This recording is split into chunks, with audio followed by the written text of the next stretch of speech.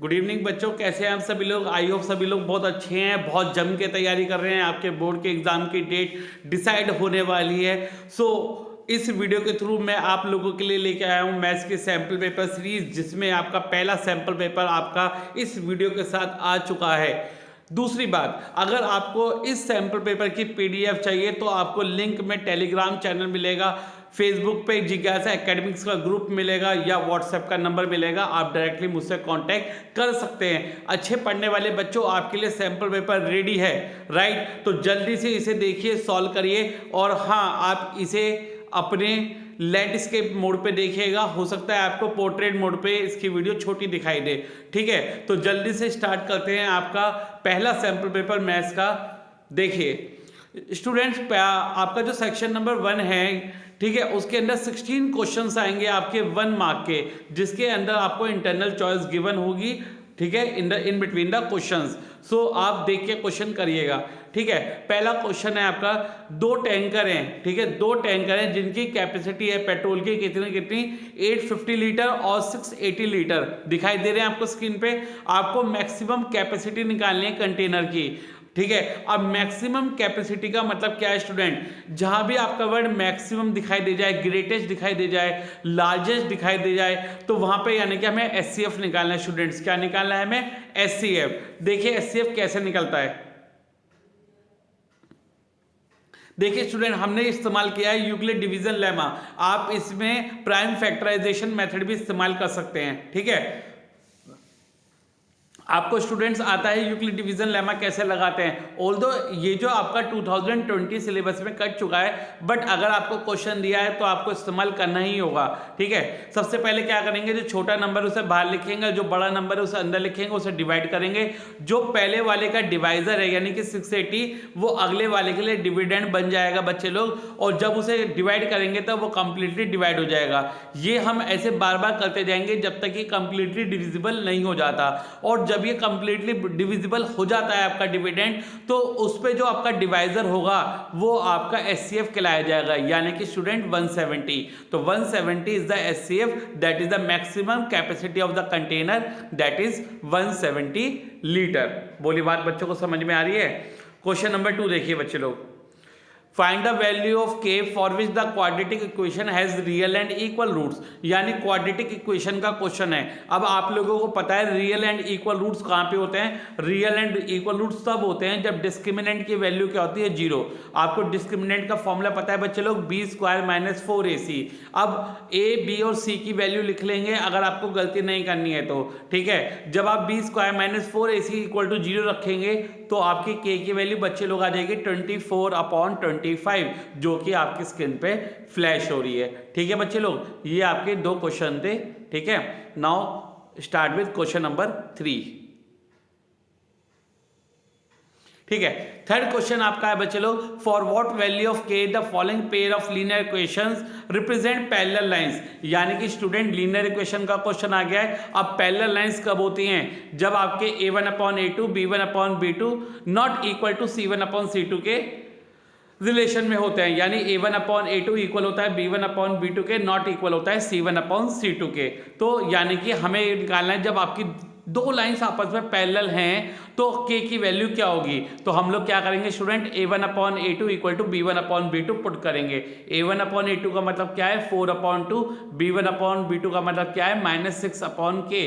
तो सॉल्व करेंगे student cross multiply करके, तो आपका आंसर आ जाएगा k = -3। बोली बात क्लियर हो रही है। Question number 4, if the numbers 3 numbers are in AP, आपको x - 2 4x - 1 5x + 2 AP में दे रखे हैं बच्चे लोग, आपको x की वैल्यू फाइंड आउट करनी है। अब आप जानते हैं अगर 3 टर्म्स आपकी AP में है तो कॉमन डिफरेंस उसका इक्वल होगा। कॉमन डिफरेंस का मतलब है बच्चे लोग T2 - T1 इक्वल होगा आपका T3 - T2 के, यानी 4x - 1 इक्वल होगा आपका बच्चे लोग 4x - 1 - x - 2 किसके इक्वल होगा, T3 - T2 के, यानी कि 5x + 2 - 4x - 1, ठीक है। जब आप इसे सॉल्व करेंगे बच्चे लोग तो x की वैल्यू आपकी सॉल्व करके क्या आ जाएगी, x की वैल्यू आपकी सॉल्व करके आ जाएगी 1, ठीक है। x की वैल्यू आपकी सॉल्व करके क्या आ गई 1। तो this is the question number 4। But आपको क्वेश्चन नंबर 4 के साथ चॉइस भी दे रखी है क्वेश्चन में। The 17 term of an AP exceed इस 10 टर्म बाय 7। जो 17 टर्म है एपी की वो 10 टर्म से एक्सीड कर रही है, किससे? 7 से। अब 17 टर्म का फॉर्मूला आप जानते हैं a plus 16d, right. 10 term का फॉर्मूला आप जानते हैं a प्लस 9d, उसमें 7 आप ऐड कर देंगे। अब कॉमन डिफरेंस निकालने के लिए अगर आप इस इक्वेशन को सॉल्व करते हैं, a से a आपका कैंसिल हो जाएगा, ये 9d इधर प्लस का इधर जाके माइनस का हो जाएगा, तो सॉल्व करेंगे तो बच्चे लोग कॉमन डिफरेंस आपका क्या आ जाएगा? 1। बोली बात क्लियर हो रही है? ठीक है। इंपॉर्टेंट आपके लिए सूचना है कि अगर आपको नोट चाहिए बच्चे लोग तो टेलीग्राम का चैनल आपको डिस्क्रिप्शन में गिवन होगा, इसका फेसबुक पे जिज्ञासा एकेडमिक्स का डिस्क्रिप्शन में आपका होगा, ठीक है। व्हाट्सएप नंबर आपका आपके पास आपके डिस्क्रिप्शन में होगा, ठीक है। या इंस्टाग्राम पे भी आप नोट्स को गेट कर सकते हैं किसी भी फॉर्म में, चाहे जेपीजी इमेज में चाहे पीडीएफ में, पर जरूर करिएगा सैम्पल पेपर। अब सीरीज स्टार्ट हो गई है, ठीक है।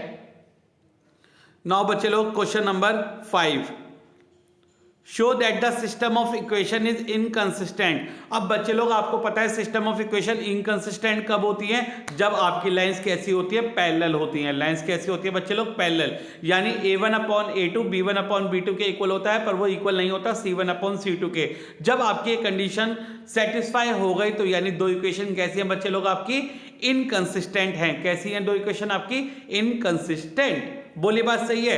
क्वेश्चन नंबर 6 की तरफ चलिए। बहुत जल्दी से मैराथन क्लासेस आपकी चल रही हैं, तो बहुत जल्दी से चलेंगे सारे क्वेश्चन की तरफ, क्योंकि आपको बहुत सारे सैंपल पेपर कराने हैं। तो जल्दी से बच्चों को शेयर कर दीजिएगा ताकि सभी लोग अपनी थ्योरी को मजबूत करके क्वेश्चन सॉल्व करना सीख जाएं, तो सभी के क्लासिक मार्क्स आए जो हम दिलवाना चाहते हैं। सभी को शेयर और चैनल सब्सक्राइब करवा दीजिएगा, ठीक है। All the best. Now question number 6, if the sum of the zeros of the polynomial is same as their product. अगर सम ऑफ जीरोस किसके इक्वल है बच्चे लोग? प्रोडक्ट ऑफ जीरोस के, यानी पॉलिनोमियल का क्वेश्चन आ गया है। सम ऑफ जीरोस क्या होता है? Alpha plus beta. Product of zeros क्या होता है? Alpha into beta. तो यानी alpha plus beta minus b upon a, alpha into beta c upon a. A से ए आपका कैंसिल हो जाएगा, तो माइनस बी आपका सी के इक्वल आ जाएगा। बी की वैल्यू पुट करेंगे, सी की वैल्यू पुट करेंगे, पी की वैल्यू सॉल्व करके आ गई आपकी 2। बोलिए क्वेश्चन नंबर 6 क्लियर हो गया आपको। क्वेश्चन नंबर 7 पे आ जाइए। A tangent PQ at a point P of a circle of radius 5 cm meets a line through the center at a point Q so that OQ equal to 12 cm. Find the length PQ. आपके सामने एक circle बना हुआ है बच्चों, और आपके सामने एक ट्राइंगल भी बन रहा है।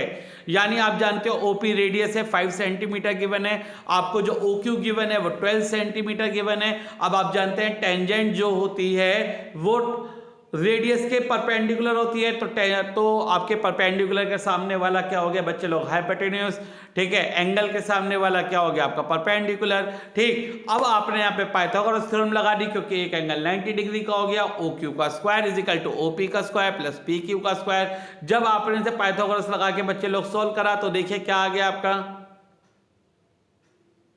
आपके पी क्यू स्क्वायर की वैल्यू 119 आ गई है, और जो पी क्यू की वैल्यू है वो √119 सेंटीमीटर बच्चे लोग आ जाएगी। आई होप आप सभी लोगों को क्लियर हो रहा है। वीडियो लाइक करके जरूर बताइएगा, शेयर और कमेंट जरूर करिएगा, राइट। इसके अपोज में एक ऑप्शनल क्वेश्चन और है, दोनों के दोनों सेम पैटर्न पे हैं।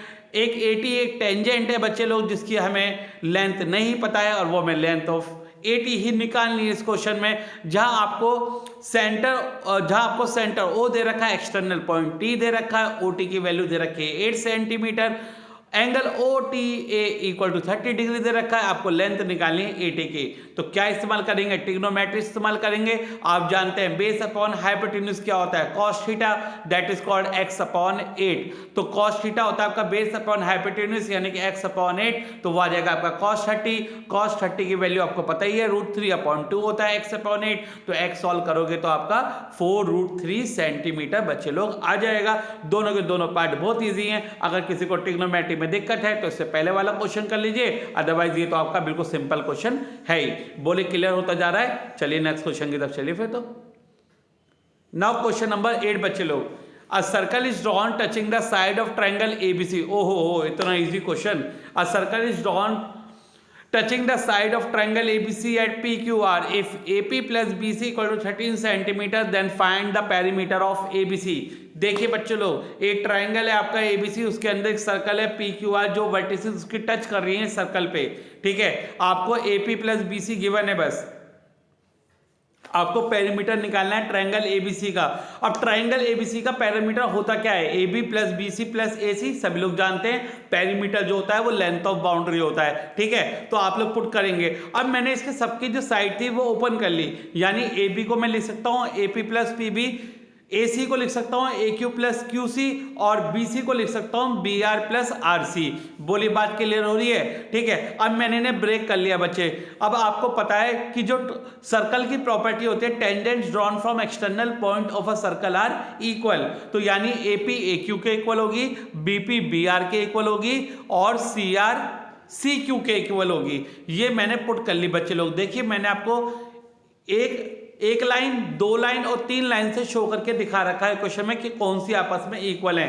तो हम उसे ट्वाइस कर लेंगे, यानी ट्वाइस ऑफ एपी हो जाएगा, ट्वाइस ऑफ बीआर हो जाएगा, ट्वाइस ऑफ आरसी हो जाएगा अगर हम इक्वल रखें तो। ट्वाइस ऑफ एपी को अलग रख लीजिए, plus twice of BR plus RC को अलग रख लीजिए। डायग्राम में देखिए बीआर प्लस आरसी किसके इक्वल है, बीसी के इक्वल है, यानी ट्वाइस ऑफ बीसी के इक्वल हो गया।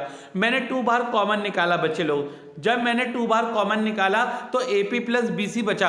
अब AP प्लस BC की तो वैल्यू आपको क्वेश्चन में गिवन थी, कितनी 13, तो 13 2 जा कितना आ जाएगा बच्चे लोग, 26 आ जाएगा। बोलिए बात क्लियर हो रही है? लाइक एंड कमेंट करके जरूर बताइएगा बच्चे लोग।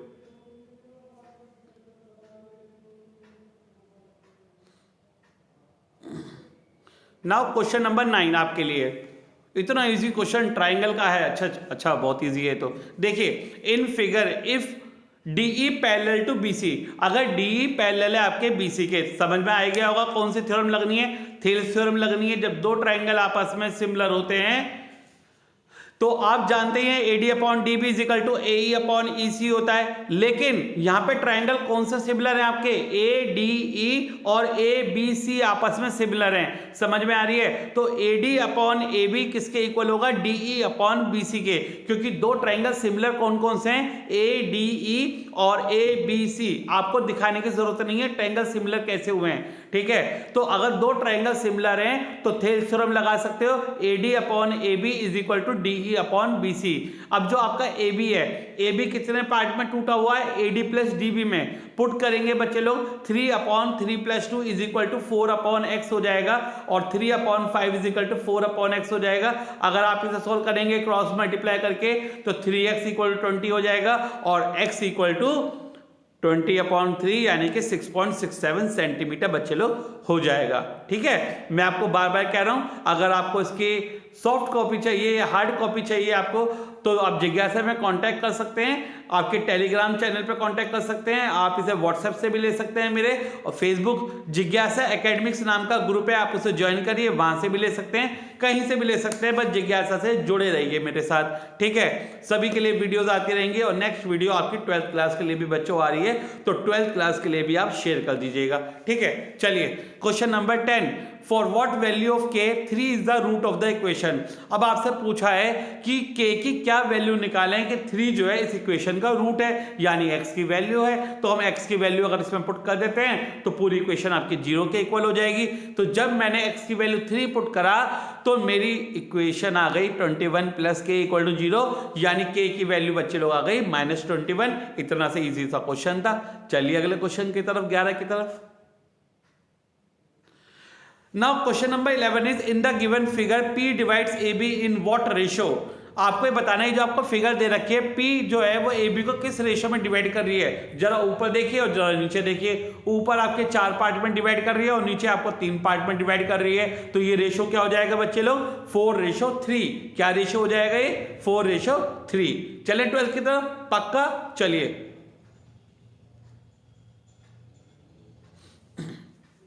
ओहो इतना easy question, trigonometry. If 2 sin square theta minus cos square theta equal to 2 then find the value of theta. ठीक है, अब आपको दे रखा है 2 sin square theta minus cos square theta equal to 2 है बच्चों, find the value of theta. अब मैंने बच्चे लोग sin स्क्वायर थीटा को क्या लिख लिया, 1 माइनस cos स्क्वायर थीटा। आप लोग जानते हैं sin और cos में रिलेशन होती है, minus cos square theta equal to 2। ठीक है, अब मैंने 2 को अंदर मल्टीप्लाई करी तो ये आ गया 2 minus 2 cos square theta minus cos square theta equal to 2। 2 से 2 बच्चे लोग कैंसिल हो गया, तो माइनस का 3 cos square theta equal to 0 हो जाएगा।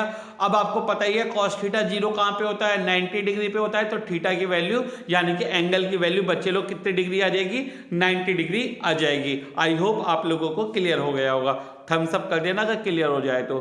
Question number 13, if tan theta equal to √3 sin phi equal to 1/2 find the value of cos theta plus phi. ओहो, very important and easy question. tan theta, tan के table में देखेंगे √3 कहाँ पे होता है, 60 डिग्री पे, तो थीटा की वैल्यू आ गई 60 degree.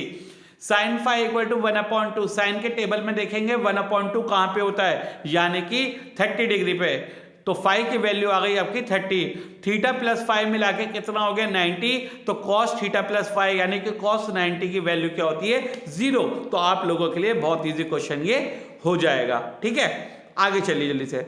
Question number 14, find the radius of circle if an arc of length 40 degree has length 4 pi centimetre, यानी एरिया रिलेटेड टू सर्कल का क्वेश्चन गिवन है। यानी लेंथ ऑफ आर्क का फॉर्मूला आप लोग जानते ही होंगे, 2 पाई आर थीटा अपॉन 360। ठीक है, अब लेंथ की जगह 4 पाई रख लेंगे। ठीक है बच्चे लोग, ये तो बहुत इजी क्वेश्चन है। लेंथ की जगह 4 पाई रख लेंगे, 2 पाई आर आपको निकालना है, थीटा आपको 40 डिग्री दे रखा है, डिवाइड बाय 360। जब आप इसकी कटिंग करेंगे तो कटिंग करके देखेंगे कि आर की वैल्यू कितनी आ जाएगी बच्चे लोग, 18 सेंटीमीटर आ जाएगी। ठीक है, चलिए question number 15, A metallic sphere of radius 4.2 centimeter is melted and recast into the shape of cylinder of radius 6 centimeter। ठीक है, एक आपका स्फेयर है जिसकी रेडियस कितनी गिवन है 4.2 सेंटीमीटर, उसे मेल्ट करा गया है और उसे सिलेंडर की फॉर्म में बनाया गया है, यानी स्फेयर कन्वर्ट इनटू सिलेंडर। तो आपको समझ आ ही गया होगा बच्चों कि आपको वॉल्यूम ऑफ सिलेंडर किसके इक्वल रखना है, वॉल्यूम ऑफ स्फेयर के इक्वल रखना है। ठीक है, तो वॉल्यूम ऑफ स्फीयर आपको वॉल्यूम ऑफ सिलेंडर के इक्वल रखना है और आपको सॉल्व करके हाइट ऑफ सिलेंडर निकालना है, जो कि आपको मुझे नहीं लगता बहुत हार्ड लगेगा। आप दोनों की वॉल्यूम्स के फॉर्मूले पुट करेंगे, 4/3 पाई आर क्यूब आपका स्फीयर का फॉर्मूला होता है और पाई आर स्क्वायर एच आपका सिलेंडर का फॉर्मूला है। आपको सारी डायमेंशंस गिवन है, आप हाइट ऑफ सिलेंडर निकाल सकते हैं जो कि आपकी आएगी 2.74 सेंटीमीटर। बोलिए, कोई दिक्कत नहीं होनी चाहिए आपको। क्वेश्चन नंबर 16 देखिए, बहुत इजी है आपका। अ card is selected from a deck of 52 cards. जैसे कि आप जानते हैं कार्ड जो होते हैं आपके 52 होते हैं, आपको प्रोबेबिलिटी निकालनी है रेड फेस कार्ड की। अब आपको पता है फेस कार्ड कौन से होते हैं, जिसके ऊपर मुंह बना होता है, यानी कि जैक, किंग और क्वीन। ये आपके 12 कार्ड होते हैं टोटल मिला के, जिसमें से 6 रेड होते हैं और आपके 6 ब्लैक होते हैं। तो रेड फेस कार्ड की प्रोबेबिलिटी निकालनी है, यानी 6/52 यानी कि 3/26। तो इसके अपोज में यानी कि इसके चॉइस में एक क्वेश्चन और गिवन है आपको। वो क्या गिवन है कि आपके पास 3 अनबायस्ड कॉइन्स हैं, यानी आपके पास 3 सिक्के आपको एक साथ उछालने हैं। तो यानी आपको पता ही चल गया है कि 3 सिक्के उछालने पे नंबर ऑफ आउटकम्स कितनी आती है बच्चे लोग, 8 आउटकम्स आती है, 8 आउटकम्स आपकी आती हैं। आपको प्रोबेबिलिटी निकालनी है एटलीस्ट 2 हेड की। जैसे कि मैंने आपको सारी आउटकम लिख के दे रखी हैं, तो आप वो काउंट कर लीजिए जिसमें आपके एटलीस्ट 2 हेड हो, या तो 2 हेड हो या 2 से ज्यादा हेड हो। ठीक है, तो मैंने जब निकाले 2 या 2 से ज्यादा हेड वाले, तो मेरे 4 आउटकम आई, तो प्रोबेबिलिटी एटलीस्ट 2 हेड की कितनी हो जाएगी, 4/8 यानी कि 1/2। तो दोनों ही क्वेश्चन प्रोबेबिलिटी के बहुत ही ज्यादा इजी थे, क्योंकि वो एक ही मार्क्स के थे। ठीक है, चलिए आगे चलते हैं। नाउ बच्चे लोग, अब आगे आपका सेक्शन नंबर बी। अब सेक्शन बी में आपके केस स्टडी के क्वेश्चन आएंगे। बच्चों, केस स्टडी के क्वेश्चन कुछ ज्यादा हार्ड नहीं होते, आपकी थ्योरी के अंदर से दिमाग लगा के टीचर खुद बना के दे देता है। ठीक है, अगर आपको कॉन्सेप्ट आते हैं तो केस स्टडी वे स्टडी कुछ नहीं होती, आपके बाएं हाथ का खेल है। देखो जरा क्वेश्चन क्या आते हैं उसमें। पहला पार्ट देखिए, the value of x for which the distance between is 10। बेटा एनसीईआरटी का सीधा सीधा क्वेश्चन है, आपको फालतू में केस स्टडी के नाम से डरा रहे हैं। ठीक है। अब आप क्या करेंगे, एफ और सी के बीच का डिस्टेंस फॉर्मूला लगाएंगे, under root x2 minus x1 whole square plus y2 minus y1 whole square, और आप किसके इक्वल रख देंगे, इसे डिस्टेंस 10 के इक्वल रख देंगे। दोनों साइड स्क्वायरिंग करेंगे तो आपकी क्वाड्रेटिक इक्वेशन बन जाएगी x square minus 4x minus 32 equal to 0।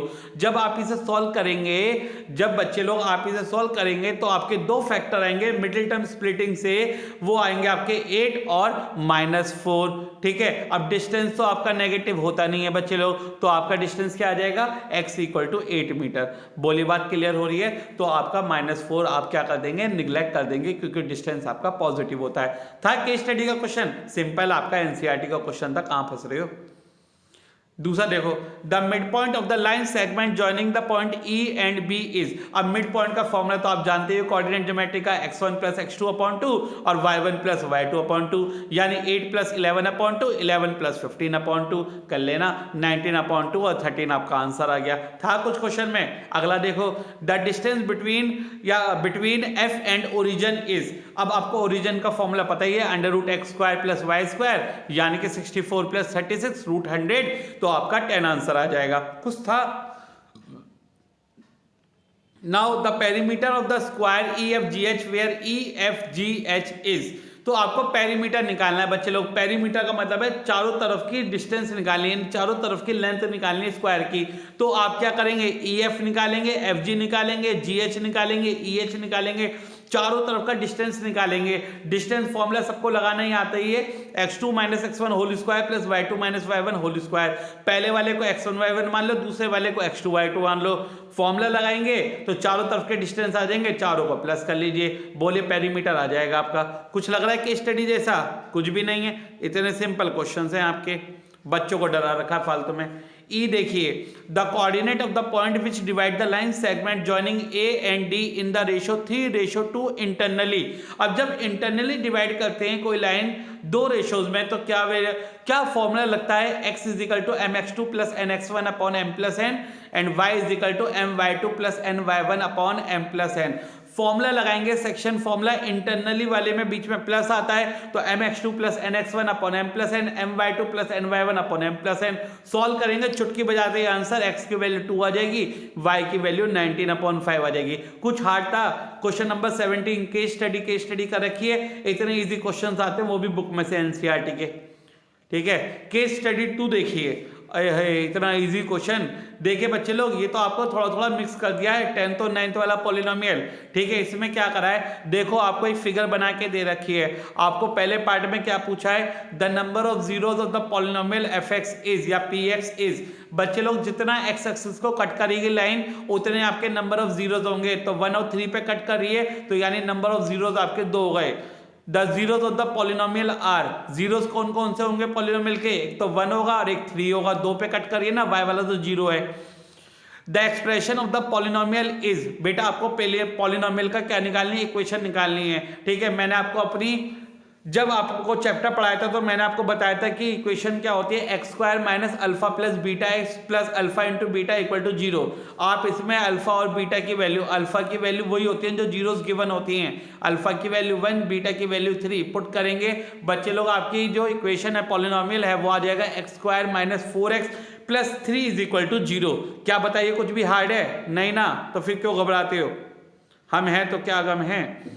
Part number 4, the value of the polynomial at x equal to 3। अब ये जो आपका पिछली जो पॉलिनोमियल की इक्वेशन आई थी आपकी बच्चे लोग, x square minus 4x plus 3, इसमें क्या पुट कर देंगे, इसमें हम x की वैल्यू 3 पुट कर देंगे, तो आप देखेंगे कि जो पॉलिनोमियल की वैल्यू वो 0 आ रही है, और आनी भी थी, क्यों, क्योंकि वो उसका क्या था, एक रूट था। What is the degree of polynomial, degree क्या होती है, हाईएस्ट पावर ऑफ वेरिएबल। जैसे कि आपको दिखाई दे रहा है कि हाईएस्ट पावर ऑफ वेरिएबल 2 है, तो इसकी बच्चे लोग डिग्री क्या हो जाएगी, इसकी डिग्री हो जाएगी 2, that is the highest power of variable. बोलिए, आपको बात क्लियर हो रही है? कुछ हार्ड था बताइए कि स्टडी के क्वेश्चन में? नहीं ना। चलिए आगे चलिए, question number 19, that is case study 3। The diagonal of the square is, बच्चों पहले पार्ट में क्या निकालना है, डायगोनल निकालना है आपको स्क्वायर का। पहले मैं आपको एक क्वेश्चन समझा देता हूँ। क्वेश्चन है क्या, आपको एक फिगर गिवन है एक स्क्वायर की, ABCD की। एक तो इक्विलेटरल ट्रायंगल बनना है AED, यानी कि स्क्वायर की साइड पे AD पे। एक आपका जो इक्विलेटरल ट्रायंगल बन रहा है वो डायगोनल पे बन रहा है, ठीक है, CFA या AFC, ठीक है।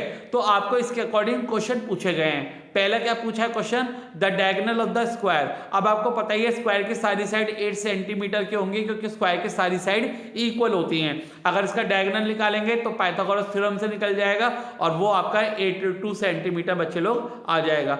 दूसरा देखिए, area of the square is, area of the square आप लोग जानते हैं साइड स्क्वायर होता है, तो यानी 8 का स्क्वायर 64 सेंटीमीटर स्क्वायर आ जाएगा। Area of the small equilateral triangle, ये जो आपका स्मॉल इक्विलेटरल ट्रायंगल है AED, इसका आपको क्या निकालना है, एरिया निकालना है। तो इक्विलेटरल ट्रायंगल का एरिया आप जानते ही हो, √3/4 इंटू ए स्क्वायर, और ए होती है आपकी side of the equilateral triangle जो कि आपकी है 8 सेंटीमीटर। तो आप पुट करेंगे तो √3/4 इंटू 8 स्क्वायर करेंगे तो आपका आ जाएगा 16√3 centimetre square. Now the next part is the area of the big equilateral triangle। अब आपको जो डायगोनल पे इक्विलेटरल ट्रायंगल बन रहा है स्क्वायर के, उसका एरिया निकालना है। तो √3/4 ए स्क्वायर लगाएंगे, पर इस बार जो ए आपकी साइड होगी वो डायगोनल होगी, यानी कि 8√2 सेंटीमीटर होगी। तो जब आप इसे सॉल्व करेंगे तो आपका आ जाएगा 30√3 centimetre square. This is the area of big equilateral triangle made on the diagonal, ठीक है बच्चे लोग। Now arrange the area of square, area of small equilateral triangle and big equilateral triangle in ascending order. अब आपको ascending order में लगाना है तीनों का एरिया। तो सबसे पहले आपका आएगा area of small equilateral triangle, फिर बिग इक्विलेटरल ट्रायंगल, और सबसे बड़ा है बच्चे लोग आपका एरिया ऑफ स्क्वायर। बोले कर लेंगे क्वेश्चन, केस स्टडी क्वेश्चन है, देख रहे हो कैसे टुच्चे से आते हैं। ओए होए होए, अगला केस स्टडी का क्वेश्चन तो आपके लिए बहुत ही इंटरेस्टिंग है। इसमें तो बहुत सारे पार्ट पूछ लिए हैं और लगता है सारी स्टैटिस्टिक्स खत्म करा देंगे इस पार्ट में। ओए ये तो NCERT का क्वेश्चन है सीधा सीधा, आपके लिए तो बहुत ईजी आ गया है। नाउ डेली पॉकेट अलाउंस, आपको डेली पॉकेट अलाउंस दे रखी है और नंबर ऑफ चिल्ड्रन दे रखे हैं कि ऐसे कितने बच्चे हैं जिनकी 100 से 120 रुपए मिलते हैं, डेली के 12 चिल्ड्रन हैं। ऐसे ही आपको 100 ऑन डेटा दे रखा है 200 रुपए तक, और 10 बच्चे तक आपको डेटा दे रखा है, ठीक है। 100 से 120 वाले 12 हैं, 120 से 140 वाले 14 हैं, 140 से 160 वाले 8 हैं, फिर 6 हैं, और 180 से 200 वाले 10 बच्चे हैं। आपको फर्स्ट पार्ट में क्या बताना है, the class mark of the class 140 to 160। Class mark आप जानते हैं कैसे निकलते हैं, lower limit plus upper limit divide by 2। तो आपका क्या आ जाएगा बच्चों, क्लास मार्क 150 आपका क्लास मार्क आ जाएगा। दूसरे में बच्चे लोग आपको मीडियन क्लास निकालनी है। अब मीडियन क्लास हम लोग कैसे निकालते हैं, सबसे पहले फ्रीक्वेंसी से क्यूमुलेटिव फ्रीक्वेंसी निकालिए।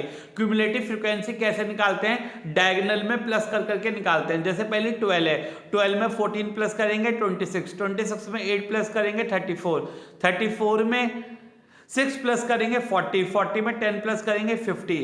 यानी क्यूमुलेटिव फ्रीक्वेंसी जो आएगी वो वही आएगी जो फ्रीक्वेंसी का सम होगा, यानी उसे रिप्रेजेंट करते हैं n से या सिग्मा fi से, तो वो होगा आपका 50। तो हम क्या करते हैं बच्चे लोग, हम n/2 की वैल्यू निकालते हैं। तो n/2 की वैल्यू कितनी आती है आपकी 25।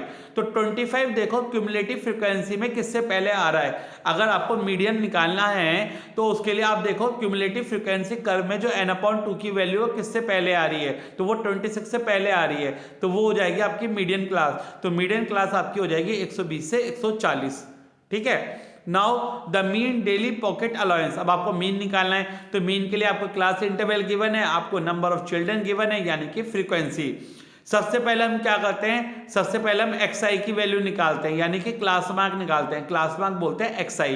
तो xi कैसे निकलेगा सारी के लिए, lower limit plus upper limit divide by 2, यानी 110 से लेकर 190 तक के आपके क्लास मार्क आ जाएंगे। उसके बाद आप निकालते हो डेविएशन, क्योंकि हम लोग एज्यूम मीन मेथड इस्तेमाल कर रहे हैं, यानी कि डेविएशन मेथड का इस्तेमाल कर रहे हैं। तो डेविएशन कैसे निकलती है, xi माइनस a। अब ये a कौन सी टर्म होती है, a वो टर्म होती है जो आपकी मिड में होती है, किसके, जो आपके मिड में होती है xi के क्लास मार्क के। जैसे आपके 150 है तो 150 इज द एज्यूम मीन, उसे हर टर्म में से माइनस करेंगे। जैसे 110 में से 150 माइनस करा तो -40, 130 में से 150 माइनस करा तो -20, 0, 20, 40 ऐसे ही आपका आता चला जाएगा। फिर आप निकालेंगे fi इंटू डी, यानी नंबर ऑफ चिल्ड्रन को मल्टीप्लाई करोगे डी से हर टर्म के लिए। जैसे 12 into -40, 14 into -20, 8 into 0, 6 into 20, 10 into 40, सबका सम करेंगे तो सबका सम आ जाएगा sigma F I D I यानी कि माइनस का 240 और सिग्मा एफ आई यानी कि सम ऑफ फ्रीक्वेंसी आ जाएगा आपका 50। ठीक है, वो हम पीछे निकाल चुके हैं। अब फॉर्मूला लगाएंगे मीन का a plus sigma F I D I upon sigma F I. ये आपका बच्चों किसका फॉर्मूला होता है? मीन का फॉर्मूला होता है एज्यूम मीन मेथड का, जिसमें आप डेविएशन का इस्तेमाल करते हो।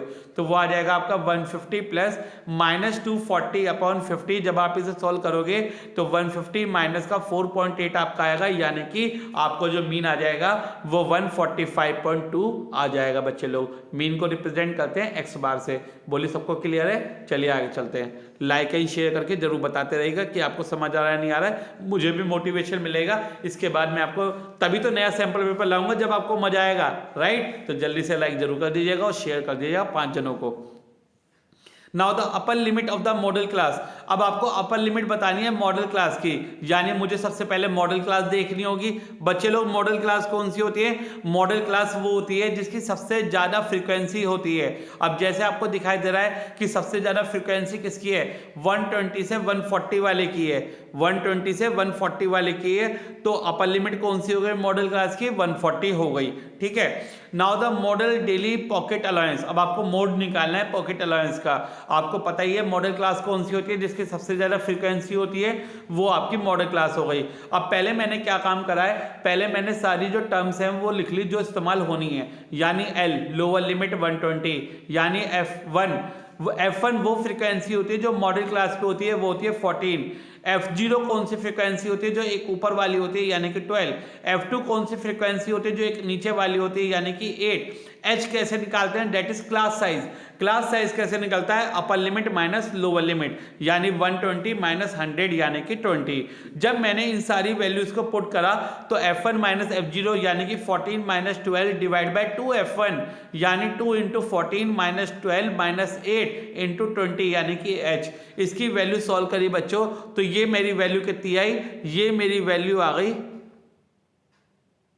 ये मेरी वैल्यू सॉल्व करके आ गई बच्चे लोग 5। तो जब मैंने इसमें 120 प्लस करे यानी कि लोअर लिमिट प्लस करा तो वो आ गए मेरे बच्चों 125। तो मोड आ गया आपका 125। बताइए सारे केस स्टडी क्वेश्चन आपने कर लिए, क्या आपको हार्ड लगे? नहीं लगे ना? ऐसे ही सारे केस स्टडी क्वेश्चन करा देंगे आपको बहुत अच्छे से क्लियर हो जाएंगे। ठीक है, नाउ अगला क्वेश्चन आपका आ रहा है बहुत इजी चैप्टर से, दैट इज रियल नंबर से। चेक वेदर 15 की power n can end with digit 0 for all natural number. Check करना है 15 की पावर n का डिजिट 0 से एंड होगा या नहीं होगा। अच्छा, कोई भी डिजिट अगर 0 से एंड होती है तो उसके फैक्टर क्या क्या चीज होंगे? उसके फैक्टर होंगे 2 या 5, दोनों होंगे। 2 और 5 दोनों होंगे। अगर किसी भी डिजिट के आखिरी में क्या आता है बच्चे? 0 आता है, जैसे 10 है, 20 है, 30 है, तो दोनों 2 से भी डिविजिबल होंगे और 5 से भी, इसके अलावा किसी से नहीं। ठीक है, ठीक। बट और कोई फैक्टर नहीं होने चाहिए अगर वो 0 से एंड करता है तो।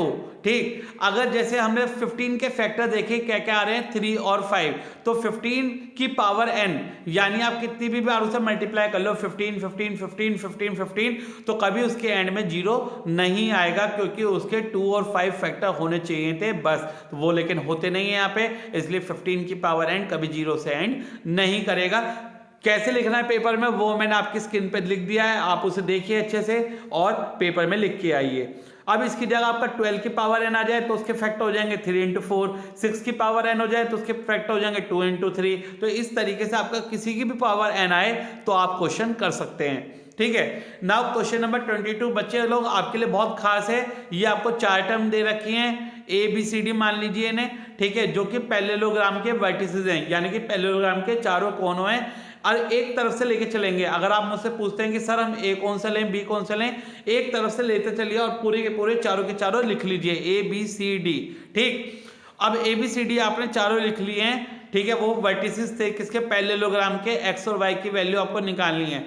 तो हम जानते हैं पैरेललोग्राम के लिए जो मिड पॉइंट होते हैं दोनों डायगोनल के वो इक्वल होते हैं। तो आप मिड पॉइंट निकालिए AC का और मिड पॉइंट निकालिए BD का और दोनों को क्या कर दीजिए? इक्वल कर दीजिए। दिखाता हूं अगले पेज पे कैसे।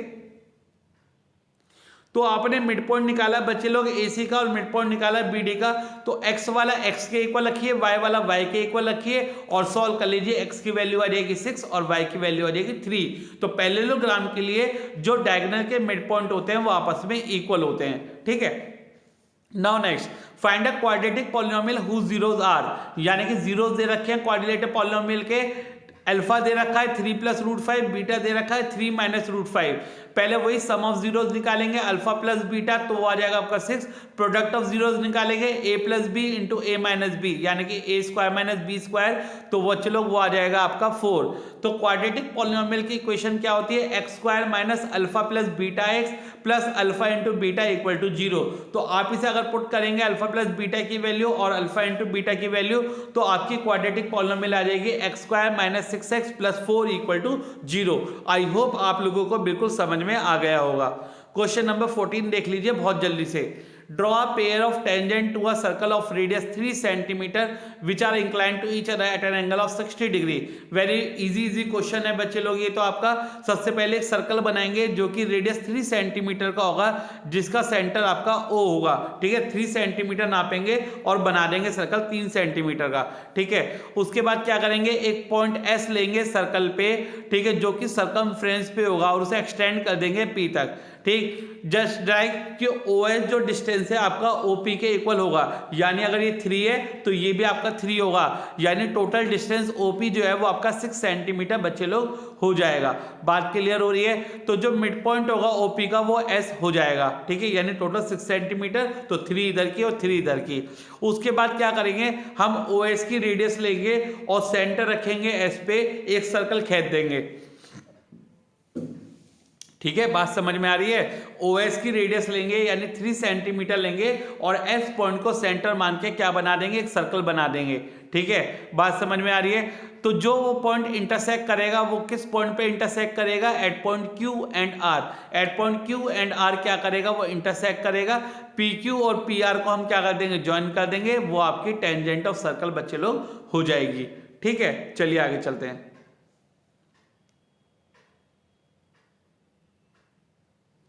क्वेश्चन नंबर 25 देखिएगा बच्चे लोग। If √3 tan theta equal to 1 find the value of sine square theta minus cos square theta. अब √3 tan थीटा की वैल्यू आपको 1 दे रखी है, sign square theta minus cos square theta की आपको वैल्यू निकालनी है। tan थीटा की वैल्यू आपको 1/√3 दे रखी है बच्चे लोग। ठीक है, आपको sign square theta minus cos square theta की वैल्यू निकालनी है। अगर tan थीटा की वैल्यू 1/√3 है तो tan के टेबल में देखो 1/√3 कहाँ पे होता है, तो आपने मुझे बताया कि 30 डिग्री होता है सर। थीटा की वैल्यू 30 डिग्री पुट करेंगे, तो यानी हमें sine square 30 minus cos square 30 की वैल्यू निकालनी है, यानी 1/2 का स्क्वायर माइनस √3/2 का स्क्वायर, यानी 1/4 माइनस 3/4, यानी माइनस का 1/2 आपका आंसर आ जाएगा sign square theta minus cos square theta. अब इसके अपोज में दूसरा क्वेश्चन था, यानी कि इसके चॉइस में दूसरा क्वेश्चन है, वो इससे भी ज्यादा इजी है। सपोज कीजिए साइन a माइनस बी की वैल्यू 1/2 है, कॉस a प्लस बी की वैल्यू 1/2 है।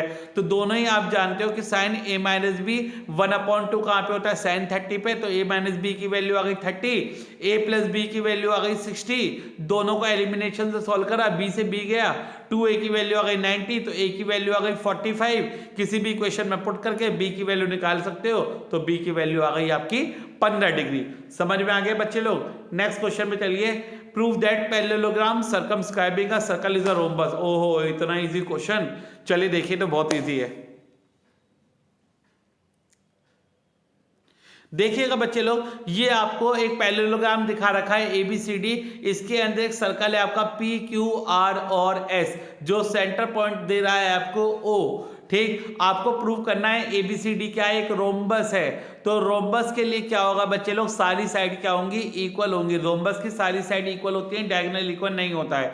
अब बहुत इजी हो जाएगा, अगर पैरेललोग्राम आपका ABCD है तो ABCD के इक्वल हो जाएगा और AD BC के इक्वल हो जाएगा, क्योंकि अपोजिट साइड पैरेललोग्राम की इक्वल होती है। अब मैं अगर सर्कल की इक्वेशन लगाऊं कि length of tangent drawn from external point of a circle are equal, तो यानी कि हर पॉइंट के लिए जो टेंजेंट है वो इक्वल होगी। जैसे AP इक्वल टू AS होगी, ठीक है, DS इक्वल टू DR होंगी, QC इक्वल टू CR होंगी, PB इक्वल टू BQ होंगी। तो सारी आपकी जो लेंथ ऑफ टेंजेंट्स है वो बच्चे लोग इक्वल होंगी। ठीक है, इन सबको मैंने इक्वल करके लिख लिया। ठीक, AP AS के इक्वल लिख लिया, BP BQ के इक्वल लिख लिया, CR CQ के इक्वल लिख लिया और DR DS के इक्वल लिख लिया। मैंने चारों को क्या कर दिया, प्लस कर दिया। तो मैंने देखा बच्चे लोग कि AP plus BP plus CR plus DR is equal to AS plus BQ plus CQ plus DS। मैंने दो दो के क्या बनाए, पेयर बनाए, तो AP प्लस BP मेरा AB बन गया, CR प्लस DR मेरा CD बन गया, AS प्लस BQ मेरा AD बन गया, और CQ प्लस DS। यानी कि बच्चे लोग देखो आप इस तरीके से प्लस कर सकते हो, ठीक है। आप AS प्लस, देखो यहाँ पे देखो, आप AS प्लस DS प्लस करोगे तो AS प्लस DS आपका क्या बन जाएगा, यहाँ देखिए जरा, AS प्लस DS आपका बन जाएगा बच्चे लोग क्या, देखिए AS प्लस DS आपका बन जाएगा AD, और BQ प्लस CQ क्या बन जाएगा बच्चे लोग, BQ प्लस CQ आपका बन जाएगा BC, ठीक है। आप लोग लिख लेंगे। जब आप लोगों ने ये लिख लिया, ठीक है, जब आप लोगों ने ये लिख लिया तो AB प्लस CD आपका इक्वल हो जाएगा AD प्लस BC के, ठीक है। अब आप जानते हो कि AB CD के इक्वल है और BC AD के इक्वल है, पुट करेंगे तो twice of AB equal to twice of AD के इक्वल हो जाएगा, यानी AB की वैल्यू AD के इक्वल हो जाएगी बच्चे लोग, ठीक है। जब दो साइड इक्वल आ गई तो दूसरी दोनों साइड आपस में इक्वल हैं, तो AB CD के इक्वल भी है और AD BC के इक्वल है, AB BC के इक्वल, CD के इक्वल और DA के इक्वल हो गया। जब चारों साइड पैरेललोग्राम की इक्वल हो गई तो वो आपका क्या बन गया बच्चे लोग, वो एक रोम्बस बन गया, ठीक है। So ABCD is a rhombus. Now बच्चे लोग comes with question number 27, prove that 5 plus 2 root 3 is irrational given that root 3 is irrational. आपको प्रूव करना है 5 प्लस 2 रूट 3 एक इरेशनल है given that root 3 is irrational, ठीक। अब मैंने क्या मान लिया बच्चे लोग कि 5 प्लस 2 रूट 3 एक रेशनल नंबर है, तो यानी कि उसे P अपॉन Q के फॉर्म में हम लिख सकते हैं। अगर मैं इसे 5 को जो प्लस में रह जाके माइनस में चला जाए तो 2 रूट 3 मेरा बन जाएगा P अपॉन Q माइनस 5। अगर मैं इसे सॉल्व करूंगा तो ये मेरा बन जाएगा P minus 5Q upon Q, नीचे 2 जाएगा तो मेरा बन जाएगा P minus 5Q upon 2Q।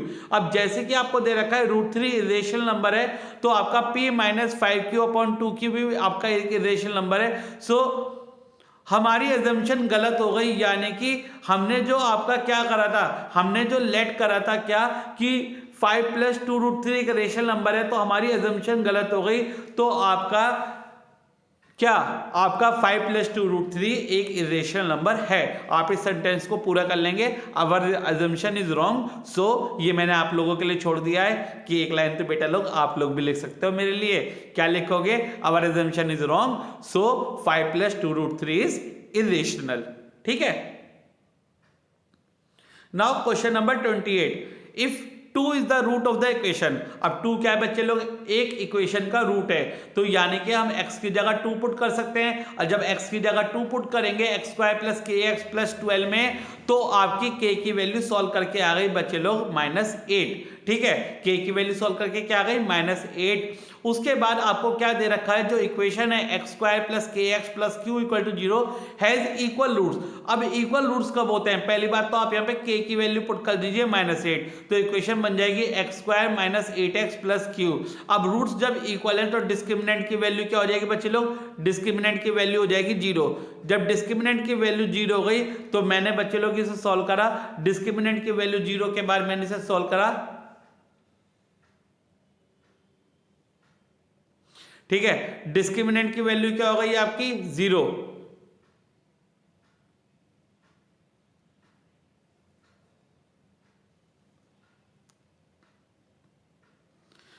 जब बच्चे लोग डिस्क्रिमिनेंट की वैल्यू मेरी 0 हो गई, यानी b स्क्वायर माइनस 4ac मेरा 0 हो गया, तो बच्चे लोग आपकी सॉल्व करके q की वैल्यू कितनी आ गई आपकी 16। q की वैल्यू बच्चे लोग आपकी कितनी आ गई 16। बोलिए आप लोग क्वेश्चन कर पाएंगे, हल्ला बोल देना क्वेश्चन पे, बहुत इजी आपका क्वेश्चन रहेगा।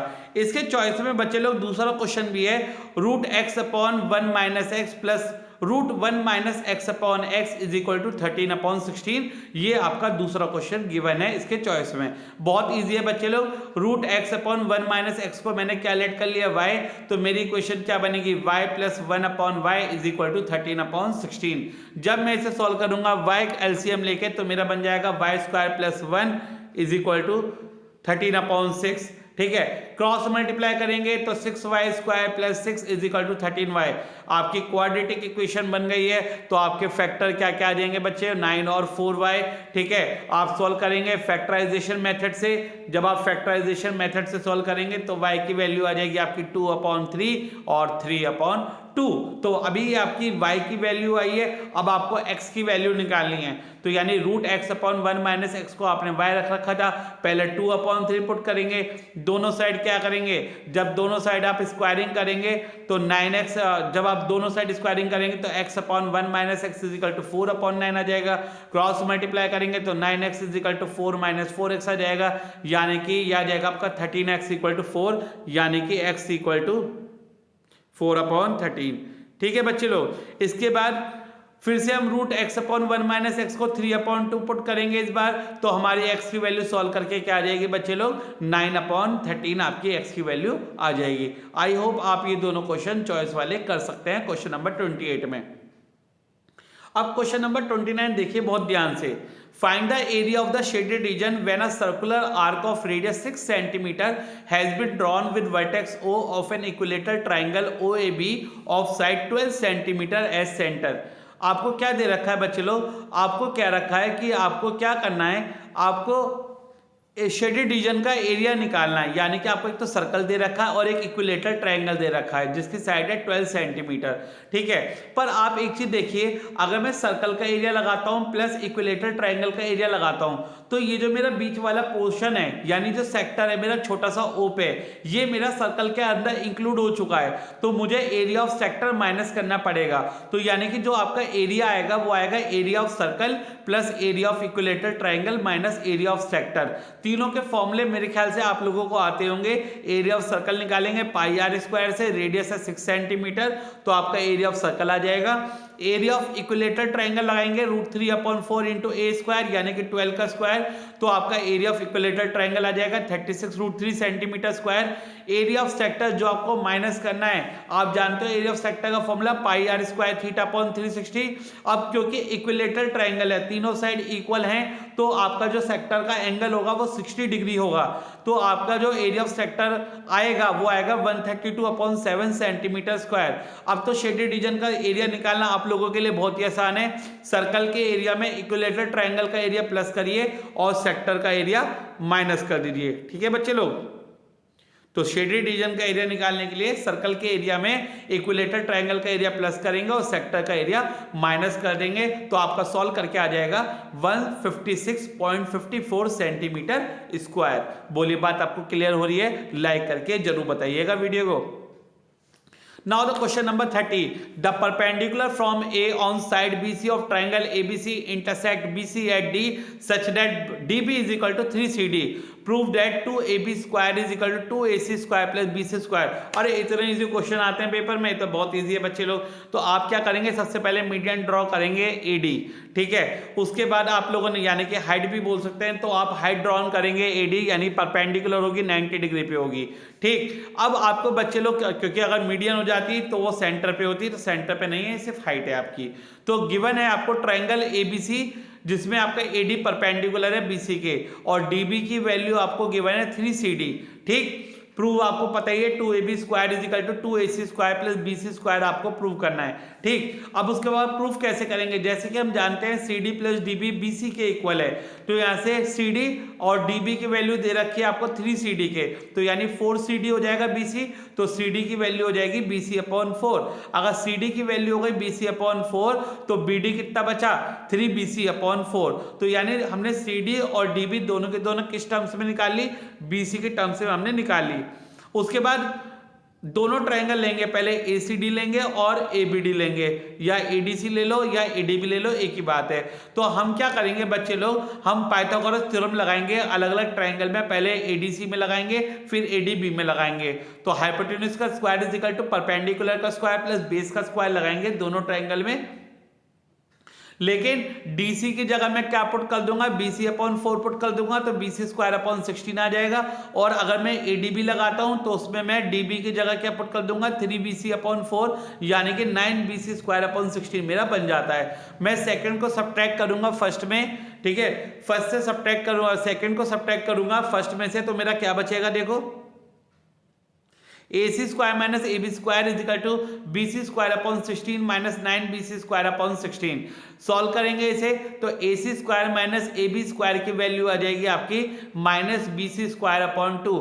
2 आपका इधर मल्टीप्लाई में जाएगा तो 2ac² माइनस 2ab² बन जाएगा is equal to minus bc²। अब माइनस का bc² इधर आके प्लस का bc² और आपका जो माइनस का 2ab² है इधर आके प्लस का 2ab², ये आपको बच्चे लोग प्रूव करना था। आई होप आप लोगों को अच्छे से क्लियर हो गया होगा। नाउ क्वेश्चन नंबर 31 देखिएगा बहुत जल्दी से। अरे है इतना इजी क्वेश्चन किसका है, ये स्टैट्स का क्वेश्चन है। मीडियन गिवन है, एक्स और वाई की वैल्यू निकालनी है। पता है आपको क्यूमुलेटिव क्या लिखोगे, सबसे पहले क्लास इंटरवल लिखोगे, फ्रीक्वेंसी आपको गिवन है, एक्स और वाई जो आपको दे रखे हैं फ्रीक्वेंसी में, ये आपको सॉल्व करना है। ठीक है, क्यूमुलेटिव फ्रीक्वेंसी निकालेंगे, पहली टर्म ऐसे ही, फिर डायगोनल में प्लस करते जाओ, 5 plus x, 25 plus x, 40 plus x, 40 plus x plus y, 45 plus x plus y. अब इसकी वैल्यू आपको टोटल फ्रीक्वेंसी के इक्वल गिवन है यानी कि 60 के। तो जब आप इसे सॉल्व करोगे तो x प्लस वाई की एक इक्वेशन आ जाएगी 15 के इक्वल। x प्लस वाई किसके इक्वल आ जाएगा, 15 के। ठीक, अब हम इसे मीडियन की इक्वेशन से सॉल्व करने की कोशिश करते हैं। सबसे पहले हमें चाहिए एल है आपका 20। ठीक है, पहली बात आपको जो मीडियन गिवन है बच्चे लोग वो गिवन है 28.5 यानी कि किस के बीच में, 20 से 30 के बीच में। तो 20 से 30 वाली आपकी मीडियन क्लास होगी। ठीक है, तो लोअर लिमिट आपकी आ गई 20, n/2 की वैल्यू है आपकी 30, तो आपकी क्यूमुलेटिव फ्रीक्वेंसी होगी एक ऊपर वाली यानी कि 5 प्लस एक्स, क्योंकि आप जानते हो क्यूमुलेटिव फ्रीक्वेंसी मीडियन क्लास से ऊपर वाली होती है। एफ की वैल्यू होती है फ्रीक्वेंसी ऑफ मीडियन क्लास यानी कि 20, और क्लास साइज होता है आपका अपर लिमिट माइनस लोअर लिमिट यानी 30 माइनस 20 यानी कि 10। जब हमने इसे मीडियन के फॉर्मूले में पुट करा L plus n/2 minus CF/F into H, this is the median formula. तो n/2 की वैल्यू, CF की वैल्यू, H की वैल्यू, F की वैल्यू और L की वैल्यू, सभी की वैल्यू हमारे पास है बच्चों। हमने इसे सॉल्व करा, देखिए आपकी स्क्रीन पे फ्लैश हो रहा है हमने कैसे सॉल्व कर रखा है। जब हम इसे सॉल्व करेंगे तो मेरी x की वैल्यू आ जाएगी बच्चे लोग 8, तो मेरी x की वैल्यू बच्चे लोग आ गई 8। इसे मैं कहाँ पुट करूंगा, इसे मैं x plus y equal to 15 में पुट करूंगा तो मेरी y की वैल्यू आ जाएगी 7। y की वैल्यू क्या आ गई मेरी, 7। आई होप आप लोगों को बच्चे लोग क्लियर क्वेश्चन हो रहे हैं। Now question number 32, it's very easy. कहां से क्वेश्चन, ये क्वेश्चन एनसीईआरटी का है, ट्रिग्नोमेट्री का। tan θ/1 minus cot θ plus cot θ/1 minus tan θ, आपको 1 प्लस sec θ cosec θ के इक्वल प्रूव करना है। बच्चों सबको साइन और कॉस में तोड़ लो, तो tan θ हो जाएगा sin/cos, cot हो जाएगा cos/sin। तो आप देख रहे हैं आपकी स्क्रीन पर फ्लैश हो रहा है मैंने कैसे आपको इसे सॉल्व करके दे रखा है। नीचे एलसीएम लेंगे, sin θ minus cos θ/sin θ, cos θ minus sin θ/cos θ। sin θ सबसे ऊपर जाएगा sin² θ बन जाएगा, cos θ सबसे ऊपर जाएगा cos² θ बन जाएगा। माइनस से साइन चेंज करेंगे तो ऊपर आ जाएगा sin² θ/cos θ, sin θ minus cos θ, minus cos² θ/sin θ cos θ minus और sin θ माइनस cos θ। ठीक है, अब आपने क्या ले लिया बच्चे लोग, एलसीएम ले लिया। आपने एलसीएम क्या लिया,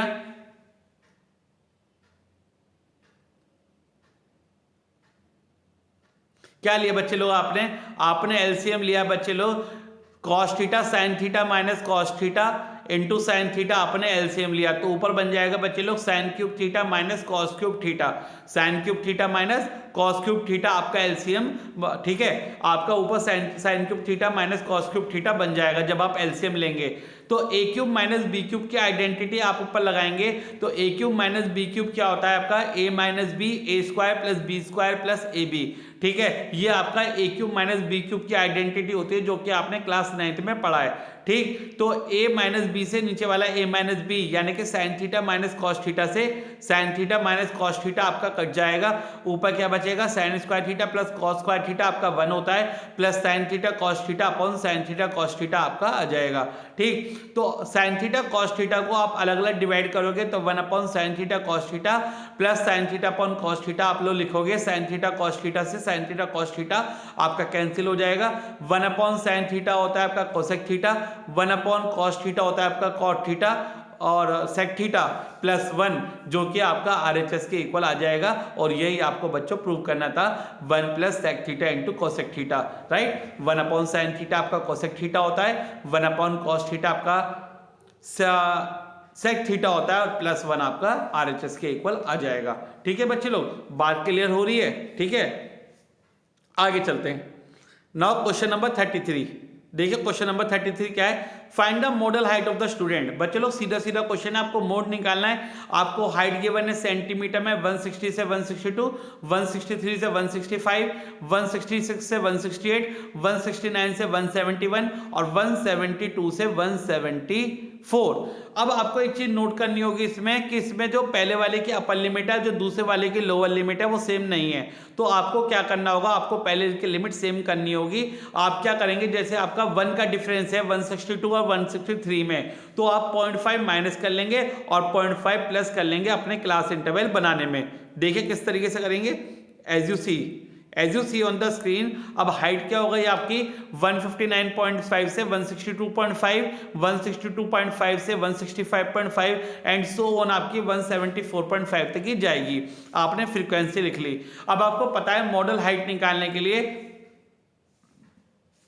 सबसे ज्यादा मोड कौन सा किसका होता है आपका, या मॉडल क्लास आपकी कौन सी होती है जिसकी सबसे ज्यादा फ्रीक्वेंसी होती है। तो सबसे ज्यादा फ्रीक्वेंसी आपकी 142 वाले की, ये आपकी मॉडल क्लास बच्चे लोग हो जाएगी। ठीक है, इसकी लोअर लिमिट देखो 165.5, F1 की वैल्यू 142, F0 की वैल्यू आपकी 118, F2 की वैल्यू आपकी 127 और क्लास साइज आपका कितना आ जाएगा H 168.5 माइनस 165.5 यानी कि 3। अब मोड का फॉर्मूला आप सभी बच्चों को आता ही है, L plus F1 minus F0 upon 2 F1 minus F0 minus F2 into H। सबको मोड का फॉर्मूला लगाना आता है। ठीक है, आप इसे सॉल्व करेंगे क्योंकि मोड का क्वेश्चन पहले भी आ चुका है, तो मैं बार बार नहीं बताऊंगा। आप लोग बहुत जीनियस बच्चे हो, आराम से सॉल्व कर सकते हो। ठीक है, तो मोड की वैल्यू आ गई आपकी 167.3। आई होप सभी लोग बड़े आराम से कर लेंगे क्वेश्चन नंबर 33। नाउ बच्चे लोग आपके लिए क्वेश्चन नंबर 34 जो कि बहुत इजी है, और वो आपका आ रहा है सम एप्लीकेशन ऑफ ट्रिग्नोमेट्री यानी कि हाइट एंड डिस्टेंसेस से। एनसीईआरटी के सीधे सीधे क्वेश्चन दे रखे हैं, आपके लिए हार्ड नहीं पड़ेंगे। From the top of 7 meter high building, the angle of elevation of the top of the cable tower is 60 degree and the angle of depression of its foot is 45 degree. Determine the height of the tower. तो बच्चे लोग आपको दे रखा है कि जो 7 metre की हाई बिल्डिंग है, एक पहले बिल्डिंग बनाएंगे 7 मीटर की, उससे एंगल ऑफ एलिवेशन दे रखा है, यानी 7 मीटर की जो बिल्डिंग है उसके टॉप से एलिवेशन है। टॉप से एलिवेशन का मतलब क्या है बच्चे लोग, कि वहां से ऊपर की तरफ बन रहा है, यानी कि टावर बड़ा होगा। तो टावर की हाइट आपको निकालनी है। आपने टावर की हाइट मान ली h, बिल्डिंग की हाइट है आपकी 7, जो डिस्टेंस है टावर और बिल्डिंग के बीच में वो आपने लेट कर लिया x। ठीक है, तो जो एलिवेशन है टॉप से किसके, टावर का, वो 60 डिग्री है, और जो फुट का एलिवेशन है बिल्डिंग से टावर का वो 45 डिग्री है। अब ये ऊपर वाला 45 तो नीचे वाला भी 45, क्योंकि ऑल्टरनेट इंटीरियर एंगल होते हैं। बिल्डिंग की हाइट 7 मीटर और distance between building and tower is x। तो अगर ये आपका 7 है तो बचा वाला कितना हो जाएगा ऊपर का, h-7। ठीक है, दोनों तरफ आप ट्रिग्नोमेट्रिक क्या लगाएंगे, tan थीटा लगाएंगे, tan 60 हो जाएगा h-7 अपॉन x और tan 45 हो जाएगा आपका 7 अपॉन x। देखिए जरा कैसे, लेट यू सी, इस तरीके से। ठीक है, तो tan 45 लगाएंगे 7 अपॉन x और tan 60 लगाएंगे h-7 अपॉन x। x आप निकाल चुके, 7 मीटर आपका आएगा, यहां पुट करेंगे तो h की वैल्यू आ जाएगी आपकी 7√3 + 1 metre, that is the height of the tower. Very very easy question. Now question number 35, एक वेल है जिसका डायमीटर 3 मीटर का है, यानी कि रेडियस हो जाएगी 1.5 मीटर और उसकी हाइट है आपकी 14 मीटर। डीप का मतलब हाइट ही होता है। जो अर्थ है, जो अपने अंदर से मिट्टी निकाली, सॉइल निकाली, उसे स्प्रेड करना है all evenly on the ground.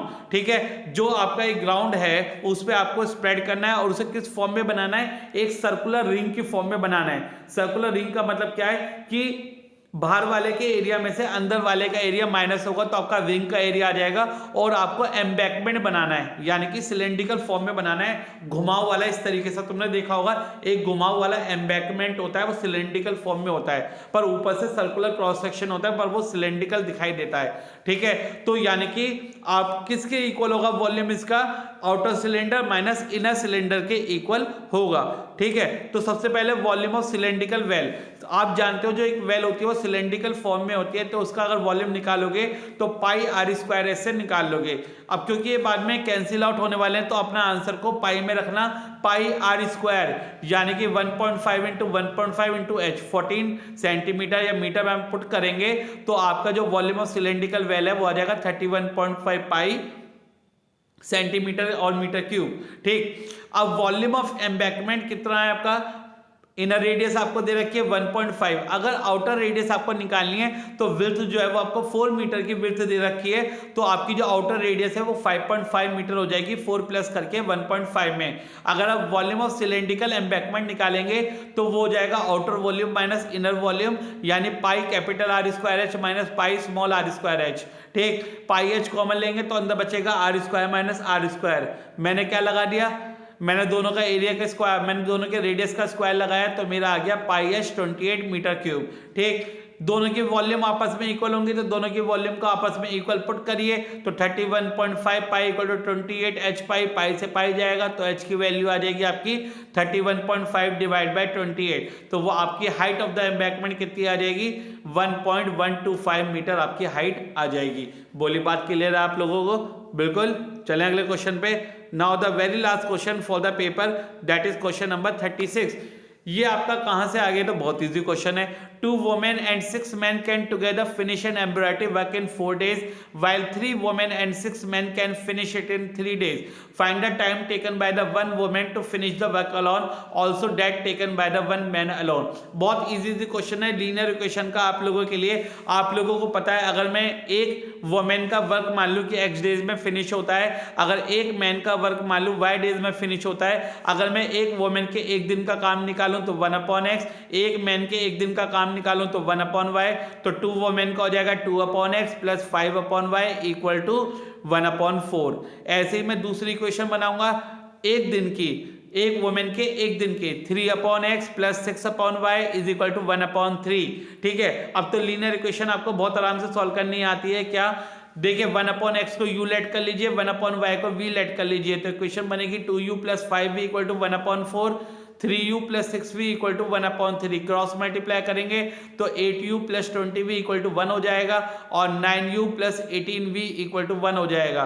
ठीक है, एलिमिनेशन मेथड से सॉल्व करने के लिए पहले इक्वेशन को 9 से मल्टीप्लाई करेंगे, दूसरी वैल्यू को 8 से मल्टीप्लाई करेंगे तो आपकी 72u plus 180v equal to 9 आ जाएगी, 72u plus 144v equal to 8 आ जाएगा। एलिमिनेशन से सॉल्व करेंगे, सारे माइनस हो जाएंगे तो 72 से 72 कटेगा तो 36v इक्वल टू 1 बचेगा, तो v की वैल्यू आ जाएगी 1/36।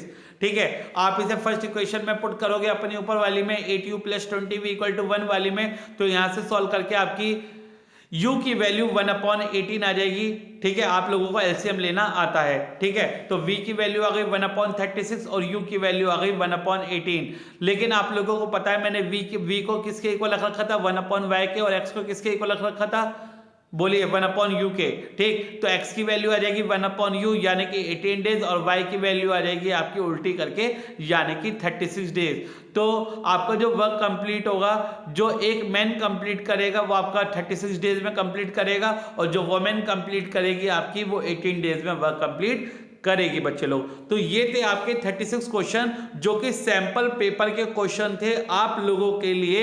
आई होप आप सभी लोगों को ये सैंपल पेपर अच्छे से क्लियर हो गया होगा। कमेंट में रिप्लाई कीजिएगा, लाइक शेयर जरूर कीजिएगा और कम से कम 5 जनों के साथ चैनल सब्सक्राइब जरूर कीजिएगा। सब बच्चों तक ये चैनल पहुंचना चाहिए। आप लोगों के लिए लाइन लगा दूंगा सैंपल पेपर की और क्वेश्चन की। ठीक है, बहुत जल्दी सारे सैंपल पेपर आने वाले हैं। सभी को शेयर कीजिए, लाइक करिए, सब्सक्राइब करिए और मालामाल कर दीजिए चैनल को सब्सक्राइबर से। ठीक है, सभी तक पहुंचना चाहिए, सभी तक, क्योंकि सभी का हक है। अच्छे क्वेश्चन बार बार करिए, अच्छे से करिए, अच्छे से करिए। जिज्ञासा आपके साथ है, सागर बंसल सर आपके साथ है। All the best, go for it. मिलते हैं आपसे नेक्स्ट सैंपल पेपर में। गुड लक, बहुत जल्दी से कंप्लीट कीजिए।